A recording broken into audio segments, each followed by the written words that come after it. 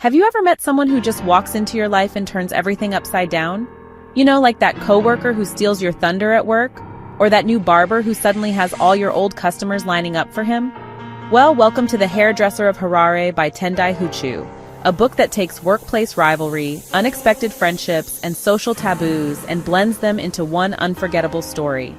And trust me, this book doesn't hold back. This is immaculate, man. So let's talk about Vimbai. Vimbai is the queen of Mrs. Kumalo's hair salon in Harare. The clients love her, the money rolls in, and she's got the golden touch when it comes to styling hair. Everything is going great, until he arrives. Dumi for short. He's suave, charming, and oh so talented with a pair of scissors. And suddenly the customers, including Vimbai's most loyal ones, are flocking to him like he's some kind of hairdressing messiah. Can you imagine the audacity? Vimbai and Dumi start off as rivals, with Vimbai throwing serious side-eye every time Dumi pulls off another flawless style. But then, out of nowhere, Dumi asks for a place to stay, and Vimbai, being a good person, or maybe just curious, offers him a room in her house. And that's when things get real interesting. One day, Dumi takes Vimbai to his ridiculously rich family's house for a wedding. And get this, he introduces her as his girlfriend. Girlfriend? Vimbai is confused, but also kind of into it. I mean, wouldn't you be if suddenly the wealthiest people in the country were welcoming you into the family, showering you with gifts and calling you Marura, which means daughter-in-law? But something isn't adding up. Why would the son of one of the richest families in Zimbabwe choose to be a hairdresser? And why is he acting like he's hiding something? And then the truth comes out. Dumi isn't in love with Vimbai. He's in love with someone else. And that someone else is a man. And let me tell you, when Vimbai finds out, she is not happy. She sees it as a betrayal, an unimaginable sin. She even describes it as the sickest thing she's ever heard, saying, "The passages that were by far the sickest were the ones in which he declared his love for Mr. M, as if such a thing were ever possible. He used passionate terms like the love of my life, which only men and women use."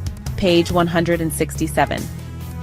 Dumi's life is filled with secrets, pain, and rejection.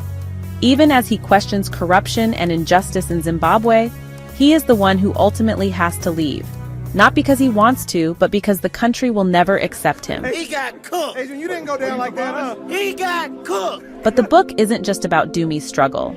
It also paints a vivid picture of Zimbabwe during its worst economic crisis. Hyperinflation is out of control. People are waiting in never-ending queues just for sugar. And Vimbai, who can be super observant, makes this heartbreaking comment. It was ironic that during the War of Independence, people had not left in the way they were doing now, under the same revolutionary government that had freed them. Could it really be that independence had become a greater burden than the yoke of colonial oppression? Page 122. Oof, that's heavy. And it makes you think, what happens when the government that was supposed to save you makes life worse? I always believe that it is better to rule one's own country, no matter how bad one rules it. When we do, we can hold ourselves to account and can deal with our issues internally. I would be hurt to hear a South African say apartheid is a better government. But that's Vimbai's observations, and she was justified given the desperation of the time.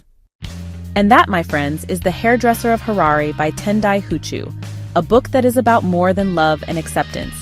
It is about the prejudices a society has against certain segments of its people. It is about self-discovery and recognizing that between the black and white continuum are shades of gray. This novel pushes the boundaries of African fiction, and in doing so not only broaches but discusses a subject matter that even I don't feel comfortable talking about: sexual orientation. It challenges perspectives. It makes you uncomfortable. It makes you think.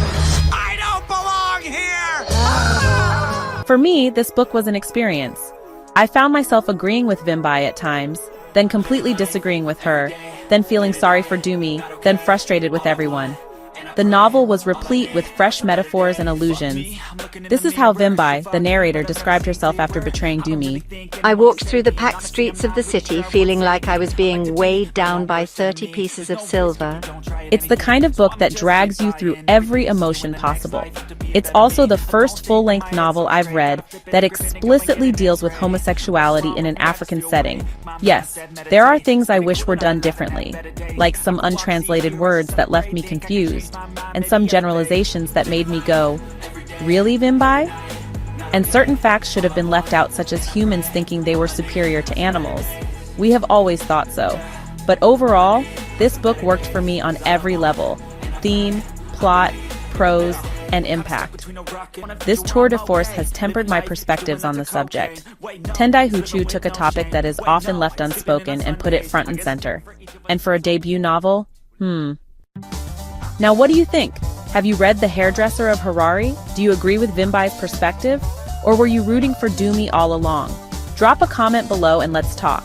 And if you enjoyed this deep dive, don't forget to like, subscribe, and hit that notification bell so you don't miss any of my future reviews. Until next time, happy reading.